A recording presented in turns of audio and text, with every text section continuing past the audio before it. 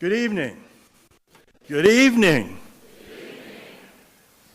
We are here to take back the night. So let's hear it. Take back the night. And we've been here since 1970s when I got involved in my first Take Back the Night. I am Hal Payne. I am Vice President for Student Affairs, and I'm so proud and appreciative that so many of you have thought it important enough to come out tonight so that we can take back the night. The President of the United States, Barack Obama, has heard when you have spoken in the past. President Obama has said sexual violence is more than just a crime against individuals. It threatens our families, it threatens our communities. Ultimately, it threatens the entire country. It tears apart the fabric of our communities. About this time last year, I was honored to be invited to the White House. We were invited by Vice President Biden. There were about 8 of us college officers and officers of higher education associations in Washington who came to hear Vice President Biden begin the You Are Not Alone initiative. And I know you've seen the ads featuring a number of celebrities and famous Americans. The message that President Obama made clear and that this initiative enunciates is that victims are not alone. And victims tonight should know that at Buffalo State, they are not alone. You spoke and you were heard by the President. You spoke and you were heard by the Congress. While we were in Washington, Senator Kristen Gillibrand let us know about her legislation to take this issue to the Senate of the United States. And of course, Congressman McCardle has taken this issue to the House. You have spoken and you have been heard. To borrow a statement from the great Audre Lorde, you spoke for those who do not speak, for those who do not have a voice because they were so terrified, because they are taught to respect fear more than they respect themselves. We have been taught that silence would save us, but it won't. So you are here tonight to roar like Bengals, to make certain that your voices are heard. In the past, we spoke through Take Back the Night, and the governor of the state of New York has heard us. Governor Cuomo this year unveiled the Enough is Enough campaign, designed to address what he called an epidemic of sexual assaults on college campuses. You spoke, and at the governor's insistence, the chancellor of the State University of New York, Nancy Zimpher, heard you. She has adopted a comprehensive uniform sexual assault prevention and response policy for SUNY campuses. And SUNY board chairman Carl McCall has said the State University of New York now has the most comprehensive, victim-centered set of sexual assault policies at any college campus or system of higher education in the country. You spoke, and we at Buffalo State have just revised our Code of Student Conduct to provide for greater protection for victims of violence, sexual violence. And so I'm proud that you have spoke and we have listened. And what you're here today to do is speak again on behalf of victims of sexual violence. What you're here to do tonight is to do what we've done since the 1970s. You're here to take back the night. And so, take it back, take it back, take back the night. Enjoy the evening.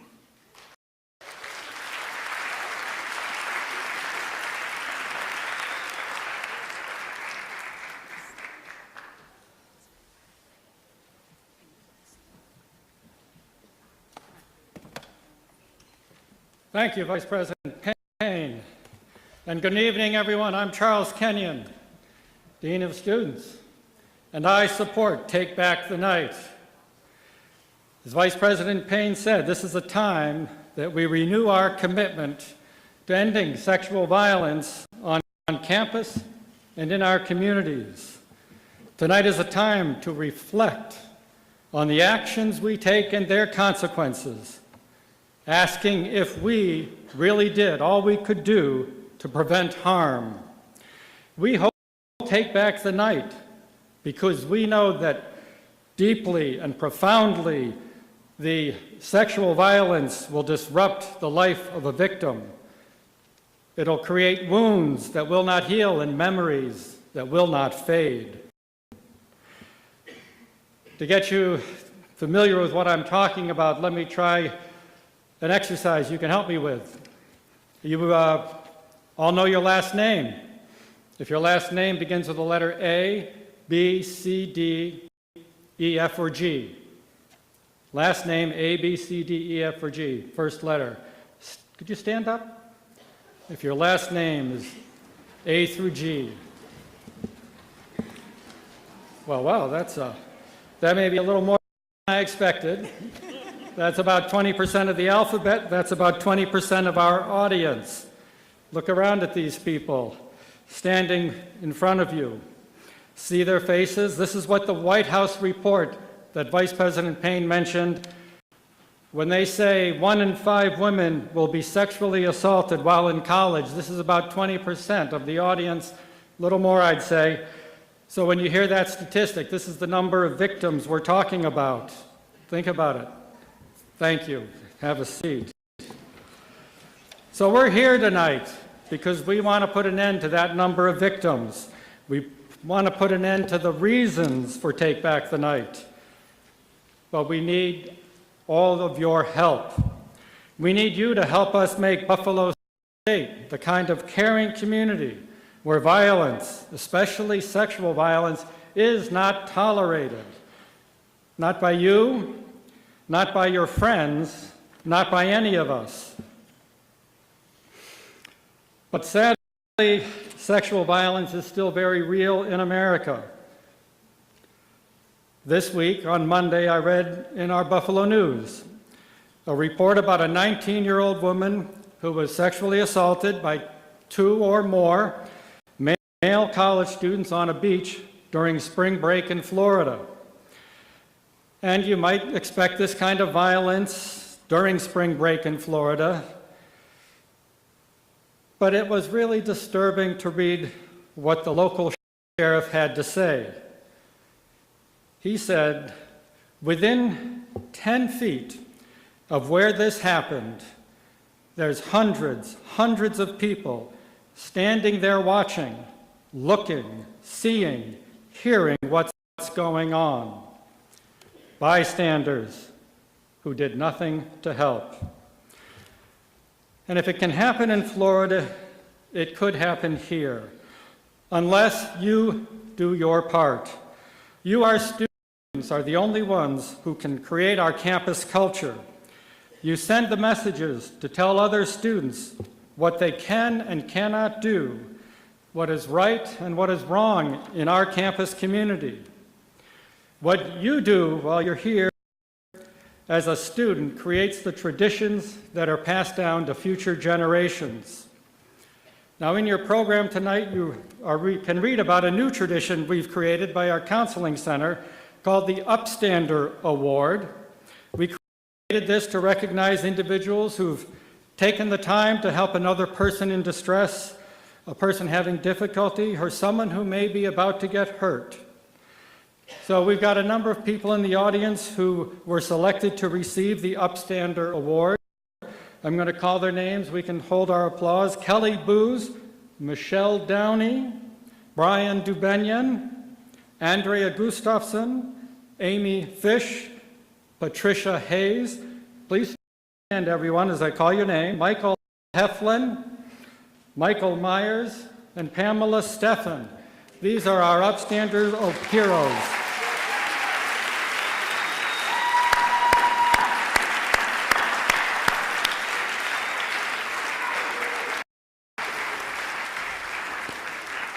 You can collect your awards in the lobby and sit down. Thank you. So now, as our program begins, I challenge all of you to help us build a culture and tradition of caring at Buffalo State. Our goal is a campus free from sexual violence. It'll take time to reach that goal. Along the way, some of you will fall victim to sexual harassment, violence, or assault. And that's when the rest of us need to be there, helping to support victims as they cope with their pain and return to their daily lives. So remember to care, remember to give hope, remember that you can change the course of history just by doing your part to take back the night. So I want to make note that we have members of our counseling center staff available to speak with anyone who may need assistance during the program. I'm not sure if they're here to raise their hands in the back, or you might see them in the lobby. They're standing in the back raising their hands. And earlier this week, we had a window painting contest for Sexual Violence Prevention Week in the residence halls, and I need to announce that Newman Hall was this year's winner. So congratulations, Newman Hall.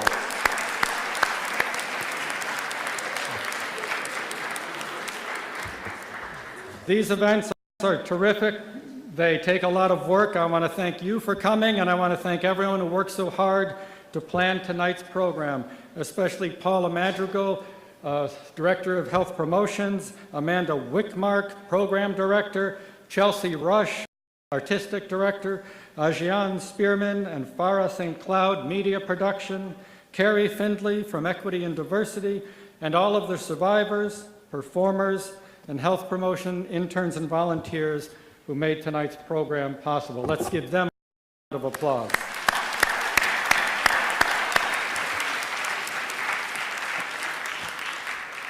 On with the show. Good evening. Take back the night. Thank you.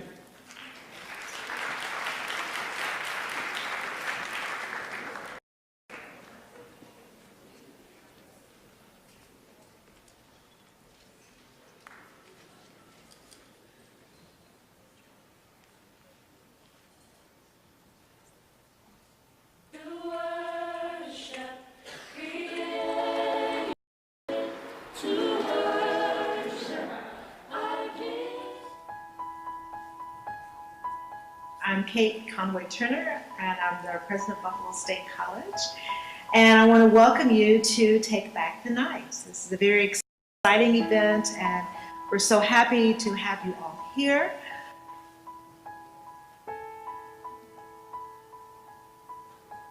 I think that the objectives of Take Back the Night are to provide an opportunity to highlight the sexual assault as an issue. We have been talking about this for many years across our campuses, and we continue to understand the importance of it, and we continue to understand how we need to continue to fight this issue. Just because someone has not verbalized a no does not mean that you have a yes.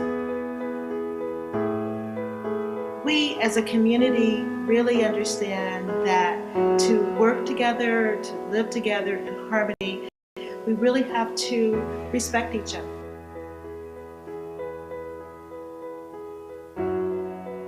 Buffalo State does a number of things to support survivors of sexual assault.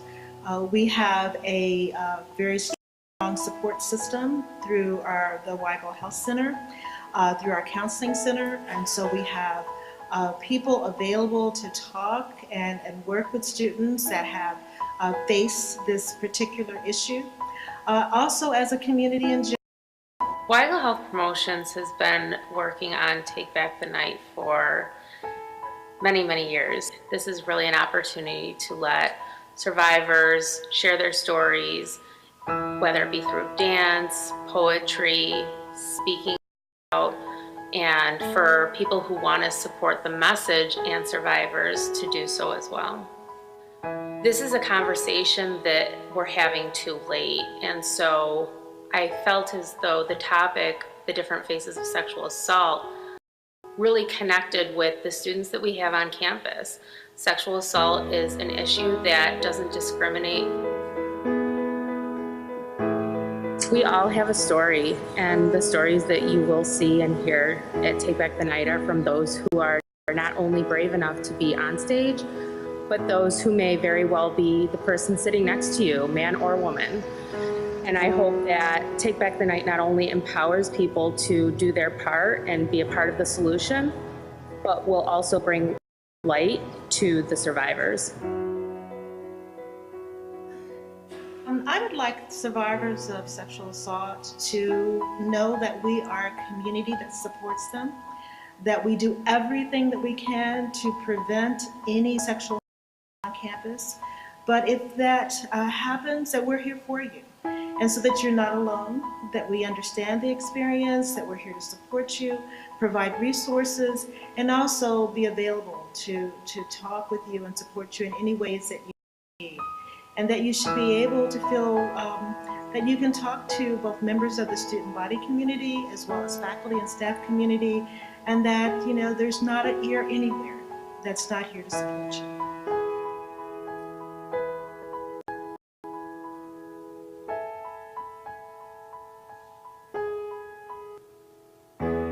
The advice I would give someone who sees a sexual assault on campus is to report it. That we are all a part of a community and we are not here alone.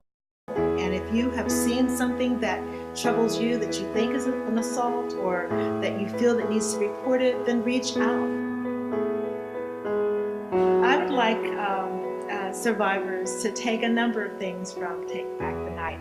I'd like them to understand that they're not alone, that this is something that they really can talk with others about. I'd like them to understand the resources that we have here on campus. And so for every friend, every conversation that you have about sexual assault, you need to be clear where you stand, that you won't tolerate it, the community won't tolerate it, and that we are here to create a community where everyone feels safe. Stand in the gap of yes and no, because your dignity is not some rodeo show. Get on your feet.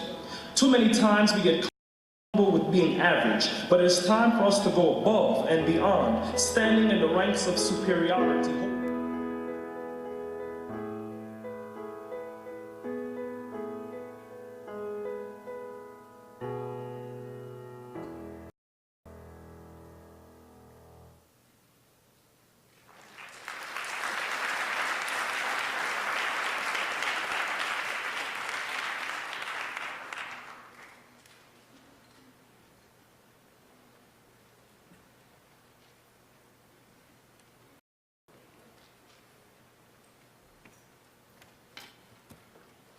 Good evening.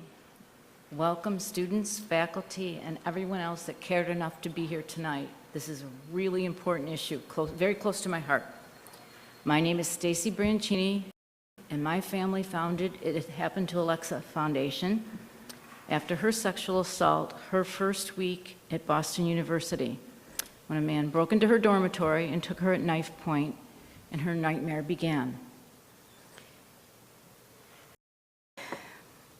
I was thinking the other day how appropriate Take Back the Night is as a name for this event, because for all victims, all survivors, friends and family of those victims and survivors, we all wish we could take back that night for those victims. It's just a very, very difficult thing for victims to wrestle with for the rest of their life.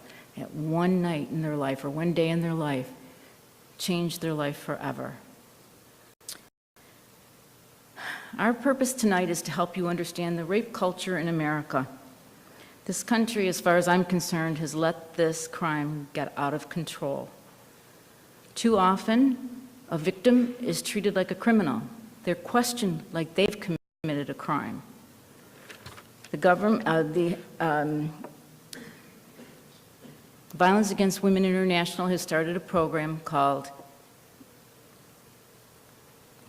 you've got to forgive me, I'm blanking out for some reason.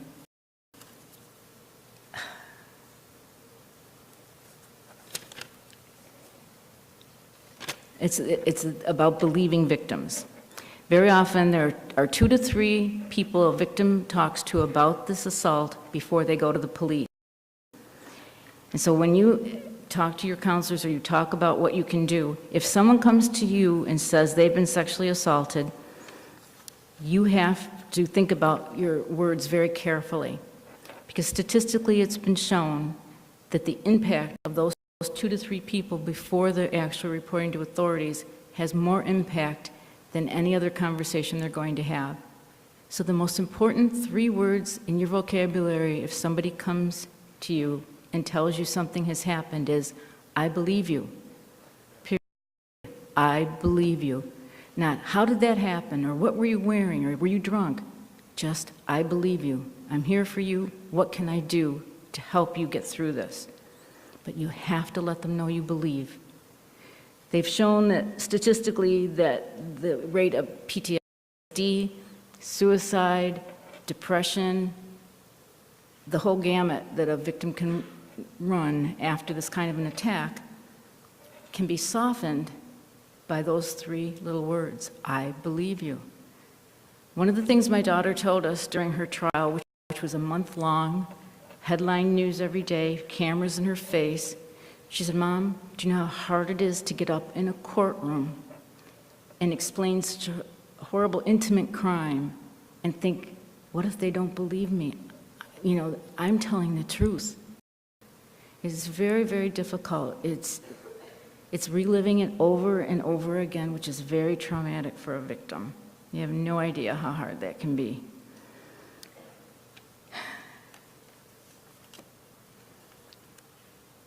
A couple of things that people have to start thinking about. And here's one good little phrase that I think you should always keep in mind. If fear is in the room, then consent is not. I think that's a very powerful statement. And I think that all of us know that we have a little voice inside of us at times that says, something doesn't feel right. And I always tell everyone I speak to, go with your gut.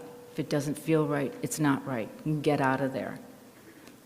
But on a college campus, sometimes people can be passive witnesses to these crimes. You want to be part of the solution, not part of the problem. Stand up, speak up. If somebody is too drunk to be in control of what they're doing, help them go home. Help them go back to their dorm. Don't leave them alone. Don't let them flounder, because that seems to be when the worst things happen. We are our brother's keeper. We all have an obligation in this world to reach out, raise up, lift up our brother. And the blame game is not part of the reality of sexual assault. The only person there is to blame is the perpetrator. And you have to keep that in mind. Consent is consent. No is no. Even if there was consent the first time you went out with someone, that doesn't mean there's consent the second time. You are responsible for your actions. I truly believe that with everyone working together and thinking, keeping it always in the forefront of your mind, watching what goes on around you, you can be part of that solution. You don't want to put your head in the sand because, you could be a person that is targeted. Would you want everybody to ignore your dilemma? Or would you want someone to help you? Our foundation pays for airfare, hotel meals, for support people to go to trial with a victim. And this will illustrate to you just how important support can be. Our conviction rate is somewhere around 80% at the trials where we've provided support. If you look at the government statistics, it hovers somewhere around 6 or 7%.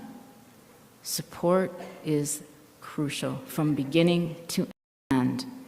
And I hope if you take nothing else away tonight, you'll understand how important it is to be a part of community that takes action and isn't passive and reaches out when you have the chance.